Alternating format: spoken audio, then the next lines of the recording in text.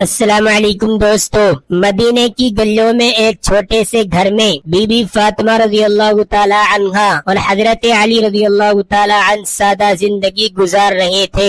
گھر میں نہ قیمتی سامان تھا، نہ آرام و آسائش۔ اکثر دن ایسے آتے کہ کھانے کو کچھ نہ ہوتا، لیکن دونوں کے دل اللہ کی رضا اور صبر سے بھرے ہوئے تھے۔ ایک دن حضرت علی رضی اللہ تعالی عنہ تھکے ہارے کام سے لوٹے تو گھر میں صرف چند جو کی روٹیاں تھی۔ بی بی فاطمہ رضی اللہ تعالی عنہا نے وہی روٹیاں حضور اکرم صلی اللہ علیہ وسلم کی خدمت میں بھیج دی اور خود بھوکی رہی۔ کبھی چکی پیستے پیستے ان کے ہاتھوں میں چھالے پڑ جاتے، لیکن زبان پر شکوہ نہ آتا۔ غربت کے باوجود دل میں سکون تھا، کیونکہ وہ جانتی تھی کہ یہ دنیا عارضی ہے اور اصل دولت آخرت میں ہے۔ نبی کریم صلی اللہ علیہ وسلم کو جب ان کی تکلیف اور سادگی کا حال معلوم ہوا تو آپ کی آنکھوں میں آنسو آ گئے۔ آپ صلی اللہ علیہ وسلم نے فرمایا، فاطمہ کیا تو راضی نہیں ہے کہ دنیا تیرے لیے نہ ہو مگر آخرت ہو؟ یہ سن کر بی بی فاطمہ رضی اللہ تعالی عنہا مسکرائی اور شکر بجا لائی۔ ان کی غربت دراصل صبر،